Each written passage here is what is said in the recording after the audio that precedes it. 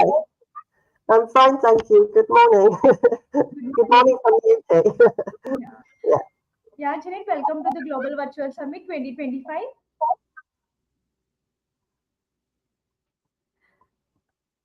Sorry, I can't hear.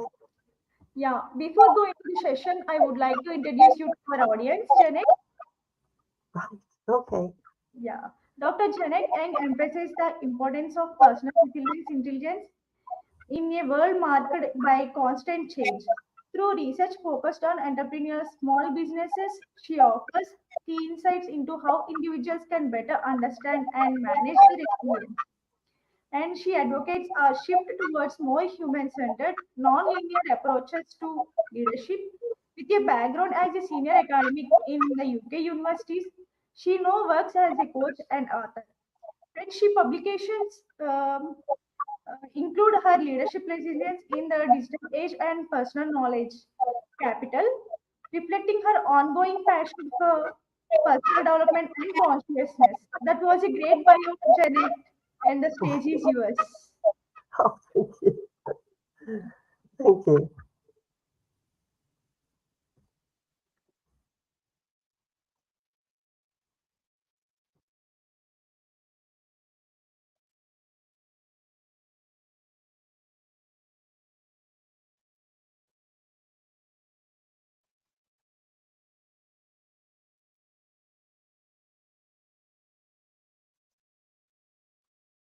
Oh dear, I'm not sure where I am.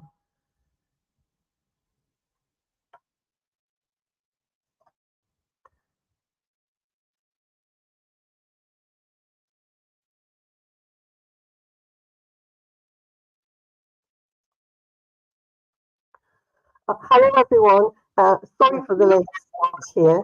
I'm just here to share some insights with you. But first of all, good morning, good afternoon, and good evening, wherever you are. I wanted to share something about personal resilience with you today. I'm speaking from the UK. It was a research study I did with small business entrepreneurial leaders.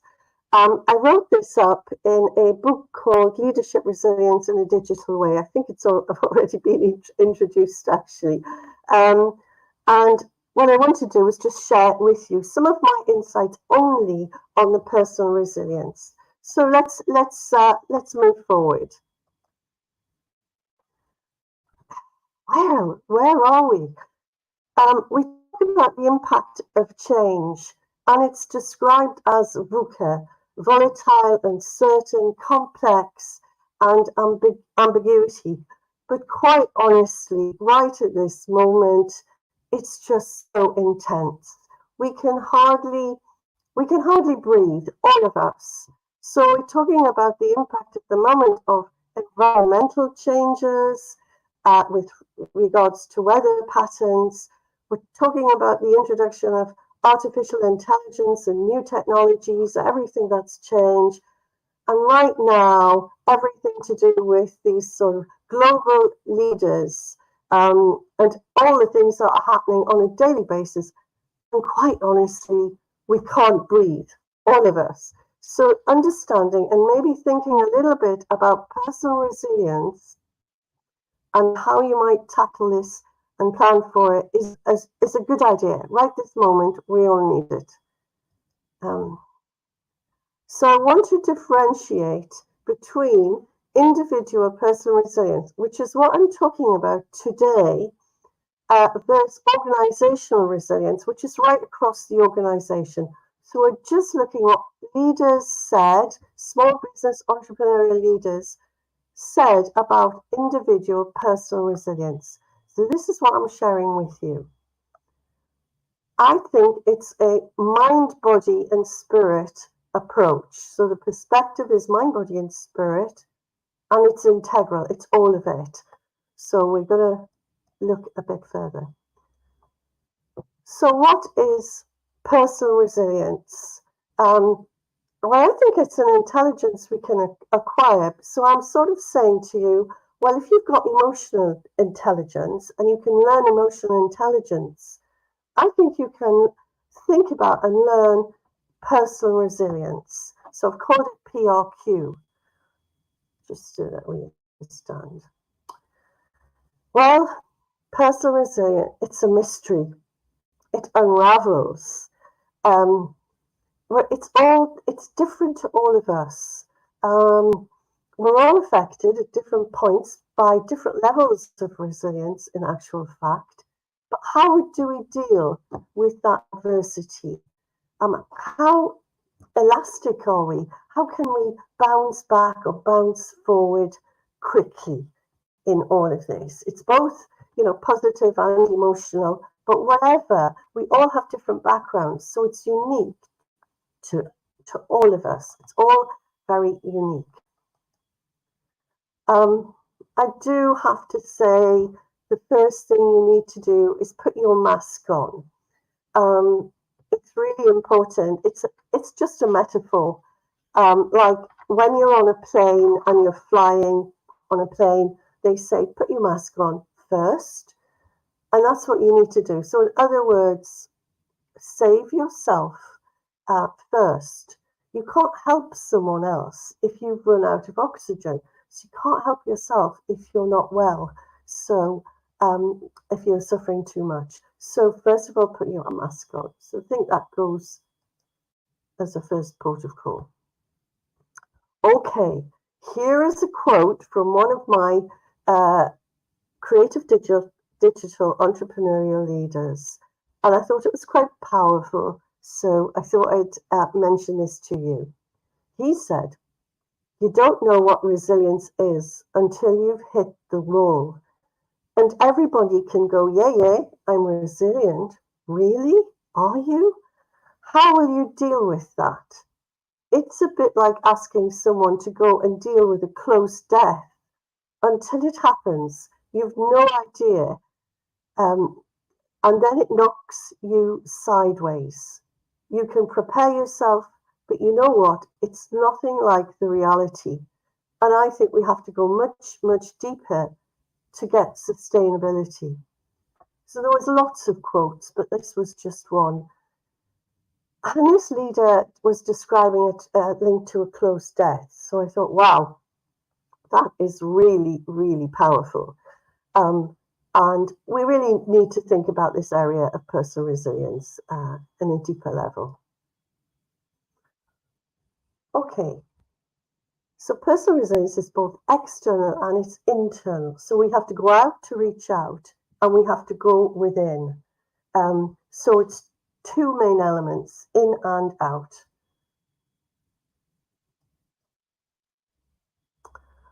All right, so these were some of the strategies, some of the psychology and strategies for personal resilience. They're all intermixed. It's connection, it's mind and emotions, and it's well-being. And so we've got three main areas, and I'm just going to talk to you and go through and talk to you about each one. Okay, the first step is connection. It's via conversation and dialogue. It's open up to have a conversation, reach out to someone, open up. But it's quite important that this person is a confidant, someone you really trust. So that is very important. It's about sharing those internal mental models, those thoughts you have with someone else that enables you to reframe those ideas that you have. So your first port of call is reaching out, finding a trusted person to do that. And if it's something very, very personal, you need to open up and be very vulnerable. So that it's a really important thing to think about who you would go to with all of that. So it's sharing. Find someone to share with, and it can be that it's an array of people that you have around you, that you've met and that you know that for this particular issue, I go to this person. For this issue, I go to that person. So you build something around you to do that. Now, when you're reaching out to bounce these ideas off, you need to do it with critical friends. So that's someone who gives you frank conversation, like they're really honest. It's a frank exchange as you get feedback from them, not someone who just says yes, no, and tries to be all nice. It's a frank exchange. It's critical feedback. It might be from a board member, or it could be from these other friends or people that are trusted others, let's call it, that you've built around you. It can be formal and informal. Now, I come from the UK, so we have pubs and people go down and chat down in the pub. So some entrepreneurs talked about going to the pub, and others, it was, a meeting in a cafe, for instance.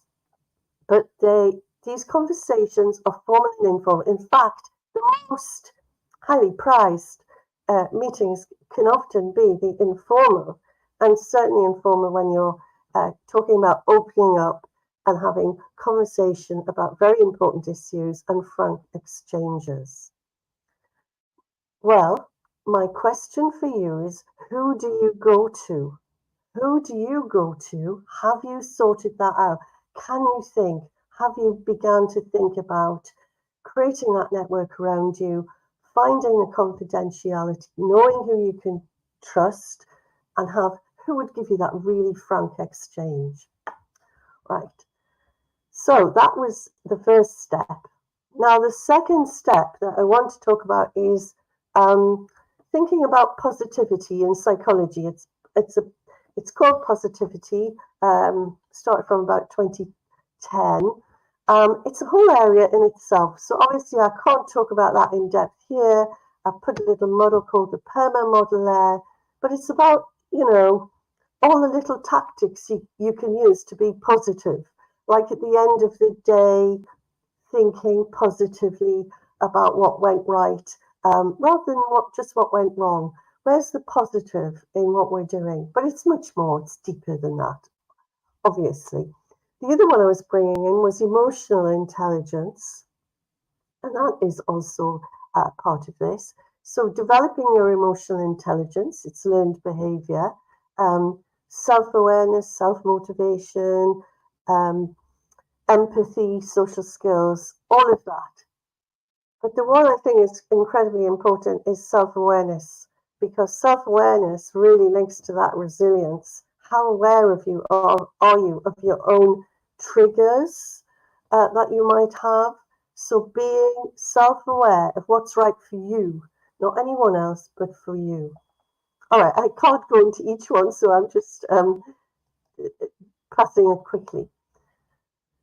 The next part of this second step was having an agile mindset. It was thinking fast failure. Now that's really important for an entrepreneur, because instead of thinking everything's going to go smoothly and nothing's going to happen, you have to think fast failure. It's going to happen. So you're expecting fast failure, and that helps with an agile mindset. Helps you to be agile rather than stuck. It's the work of Eric Ries. He's very famous for his work on fast failure and lean startup. The other one I'm thinking of is the inner game of tennis. It's that inside your head when you bat backwards and forwards about what's happening. So thinking inner game of tennis, Galway, and then find them just saying, think like an Olympian. Olympians plan everything in advance, and also they visualize. So if you want something to happen, the idea that you could visualize it in is important. So fast failure, learning from those mistakes quickly and moving on, that's bounce back. So that's resilience. So fast failure mindset and Olympian thinking in particular come to mind. Okay, this is the third step of that little model I gave. This is well-being. So preventive physical activity. So my entrepreneurs talked about a whole range of things they did. running, walking, swimming, cycling, gym, yoga, cricket even. So getting some physical activity in, making sure it's in the diary. It's not just in your head. You do it. It de-stresses you. Very important part of well-being. So they were talking about all the things that they were doing, and all of them are important, but it's unique to you. You have to decide what would be best for you. So that's part of your plan. The next one, they talk about relaxing activities. You know, it could just be walking in nature, but being mindful, relaxing through cooking. Someone talked about, she talked about spending the morning just doing cooking. She found it really relaxing. It can just be in the garden, pottering around. So whatever works for you, these relaxing, quite therapeutic ideas. Okay, so this is very important. It's quiet space, finding your quiet space. Where will that be? Is it in the house somewhere? Or is it outside? Is it in the park? Is it beside the beach? Is it in the woods? Actually, we need to have I think we need to have quiet space in our own home, actually. So allow time for quiet space, allow time for introspection, time to switch off, rejuvenate, time to get to be with yourself, align with your greater self, space to breathe. It's all about inner listening. The listening is very important. And intuition and knowingness. Now, one of my entrepreneurs talked about always using gut feel. They were not using all the rational models and ways of thinking. No, they were making decisions on gut feel.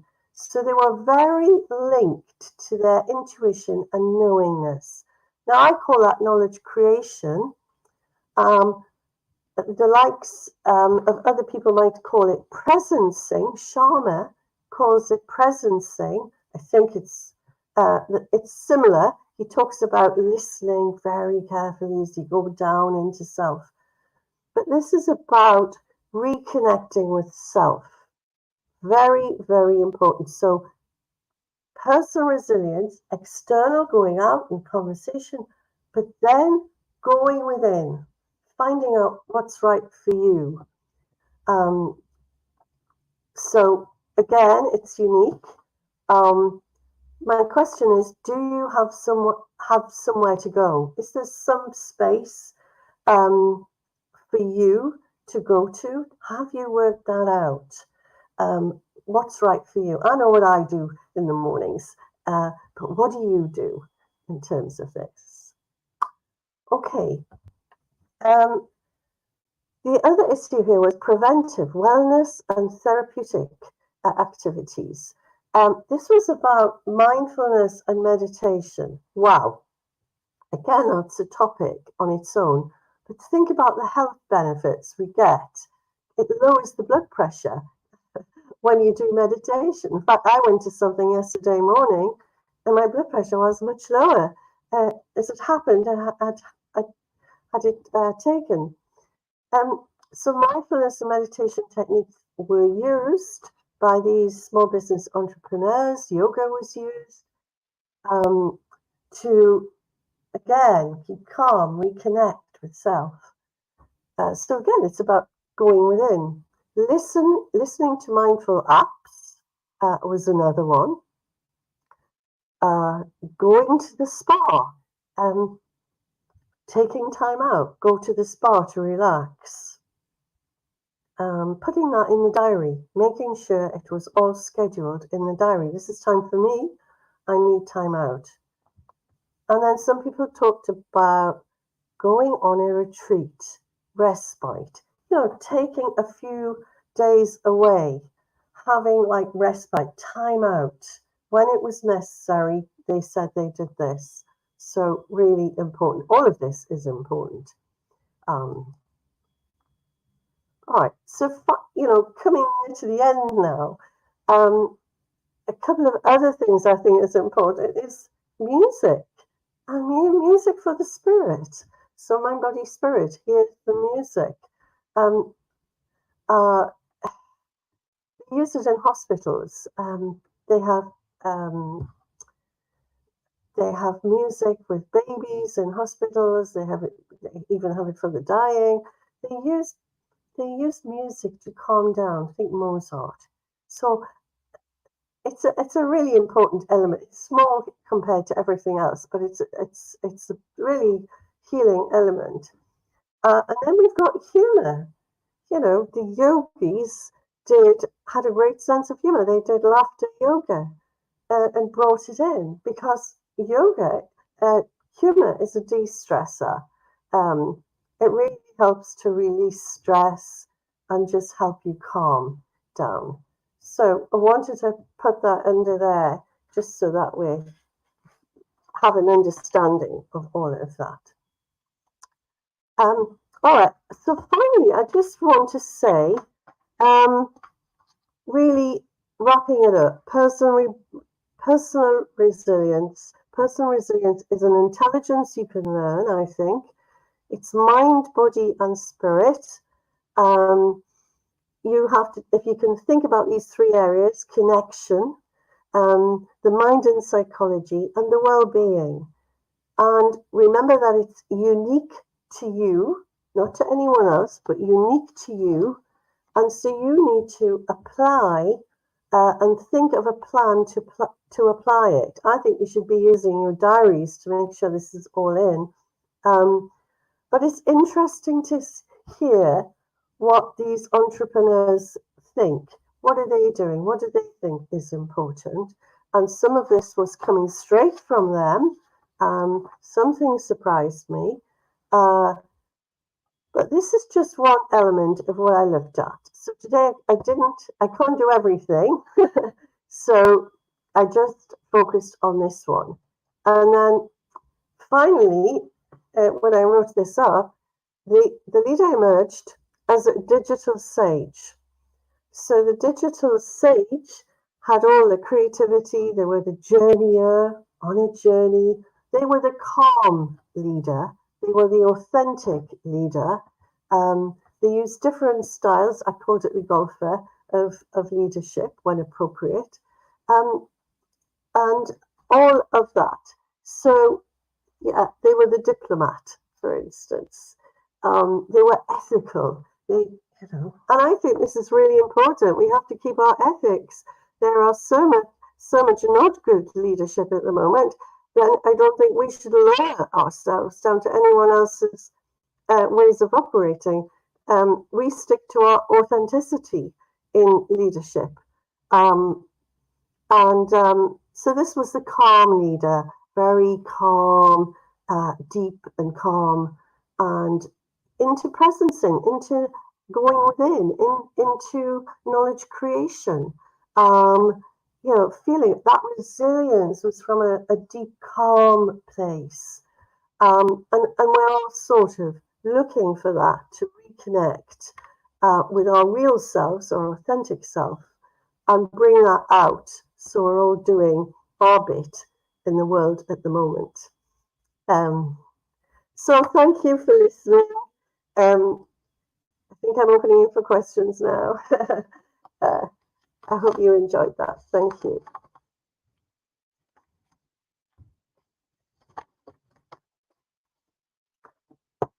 Right. Hello.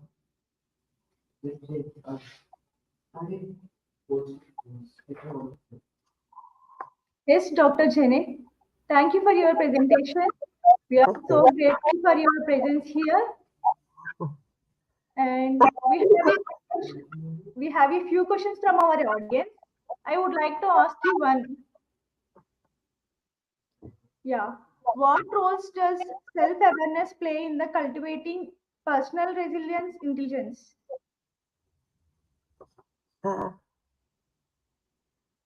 Sorry, I can't hear anything. What role does self-awareness play in cultivating personal resilience intelligence? Well, I've got a question here that I've been given, so I think it's similar, so I think I'll answer this one.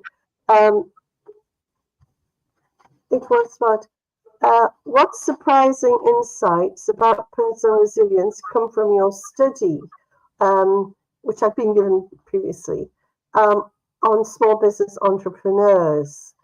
Well, I just want to highlight this because actually, when I did these interviews, I saw people in tears, so it was really amazing.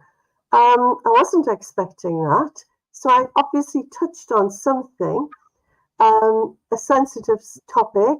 No one had asked them anything to open up.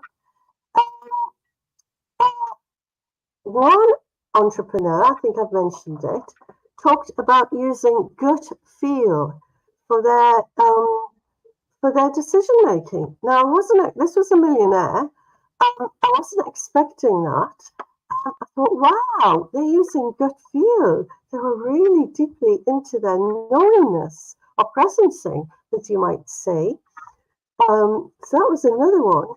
And then there were people using mindfulness and meditation, yoga. And I was like, oh, wow, I wasn't expecting to see so much of this here in the UK, up in the north.